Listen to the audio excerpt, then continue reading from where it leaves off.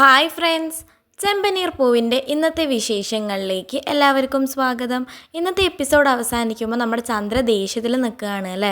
വർഷയും ശ്രീകാന്തും തിരിച്ച് വീട്ടിലോട്ട് വരാത്തതുകൊണ്ട് ചന്ദ്ര രേവതി കൊടുത്ത ചായയൊക്കെ എടുത്ത് എറിയുന്നുണ്ട്. അപ്പോൾ രവി ആണെങ്കിലോ ചോദിക്കുന്നുണ്ട്, എന്താ ചന്ദ്രൻ നീ കാണിക്കുന്നേ, നിനക്കെന്താ ഭ്രാന്ത് പിടിച്ചോ എന്നൊക്കെ ചോദിക്കുന്നുണ്ട്. അപ്പോൾ ചന്ദ്ര പറയുന്നുണ്ട്, അതെ എനിക്ക് ഭ്രാന്താണ്. അതൊക്കെ കേട്ടുകൊണ്ട് നിൽക്കുന്ന രേവതിയെ കാണിച്ചുകൊണ്ടാണ് ഇന്നത്തെ എപ്പിസോഡ് അവസാനിക്കുന്നത്.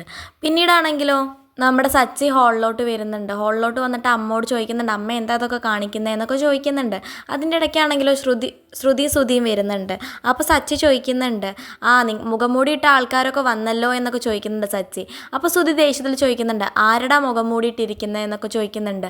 ആളുകളുടെ ശരിക്കുള്ള മുഖത്ത് മേക്കപ്പൊക്കെ ഇട്ടിട്ട് ആളുകളുടെ മുഖച്ഛായ മാറ്റുന്നതല്ലേ നിൻ്റെ ഭാര്യയുടെ ജോലി, അതുകൊണ്ട് അവളുടെ സ്വഭാവം അങ്ങനെ തന്നെ ആയിരിക്കും, അവൾ മുഖം മൂടിയിട്ട് നടക്കുകയാണ്, കള്ളനും കള്ളിയും എന്നൊക്കെ പറയുന്നുണ്ട് സച്ചി ശ്രുതിയോട് പറയുന്നുണ്ട്. സച്ചിക്കാണെങ്കിലോ സംശയമുണ്ട്, ശ്രുതി പറഞ്ഞതിൽ എന്തൊക്കെയോ സംശയമുണ്ട്. ശ്രുതിയുടെ ഇളയച്ചനും കൂടെ പറഞ്ഞ കഥകളിലൊക്കെ സച്ചിക്ക് സംശയം തോന്നുന്നുണ്ട്. സച്ചി ഇത് രേവതിയോട് പറയുന്നുണ്ട്, ആ കുട്ടിയുടെ അച്ഛൻ ഫ്ലൈറ്റ് കയറി എന്നാണല്ലോ പറഞ്ഞത്, ഇപ്പം ഇളയച്ചൻ പറയുന്നുണ്ട് ജയിലിലാണ്, എന്തൊക്കെയോ ഒരു മിസ്മാച്ച് ഉണ്ടല്ലോ രേവതി എന്നൊക്കെ രേവതിയോട് പറയുന്നുണ്ട്. സച്ചി പിന്നെ പറയുന്നുണ്ട് ശ്രുതിയുടെ അടുത്ത്, ശ്രുതി നീ മിണ്ടാണ്ടിരിക്കുന്നതാവും നിനക്ക് നല്ലത്, അല്ലെങ്കിൽ നിനക്ക് ഇവിടുന്ന് എൻ്റെ കയ്യിൽ നിന്ന് കിട്ടും എന്നൊക്കെ പറയുന്നുണ്ട്. കള്ളനും കള്ളിയാണ് നീയും നിൻ്റെ ഭാര്യയും എന്നൊക്കെ പറഞ്ഞ് ശ്രുതിയെ ദേഷ്യം പിടിപ്പിക്കുന്നുണ്ട്. ശ്രുതിക്കാണെങ്കിലും ഇതൊക്കെ കേട്ട് ദേഷ്യം വരുന്നുണ്ട്. എൻ്റെ ഭാര്യയെ പറഞ്ഞ് എനിക്ക് സഹിക്കുന്നില്ല എന്നൊക്കെ പറഞ്ഞ് ശ്രുതി സച്ചിനെ തല്ലാനൊക്കെ പോകുന്നുണ്ട്. പിന്നെ സച്ചി രേവതിയുടെ അടുത്ത് പറയുന്നുണ്ട്, എങ്ങനെയെങ്കിലും അവരെ ശ്രീകാന്തിനെയും വർഷേനെയും തിരിച്ചു കൊണ്ടുവരണം, അമ്മ ദേഷ്യപ്പെട്ട് നടക്കുന്നത് കണ്ടില്ലേ.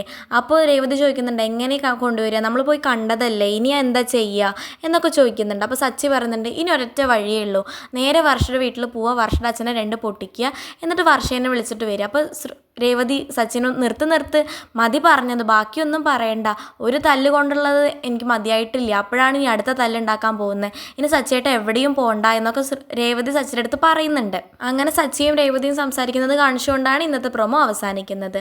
ഇതുപോലുള്ള ചെമ്പനീർ പൂ വിശേഷങ്ങൾ പെട്ടെന്ന് അറിയാൻ വേണ്ടിയിട്ട് ചാനൽ സബ്സ്ക്രൈബ് ചെയ്യാൻ മറക്കരുത്.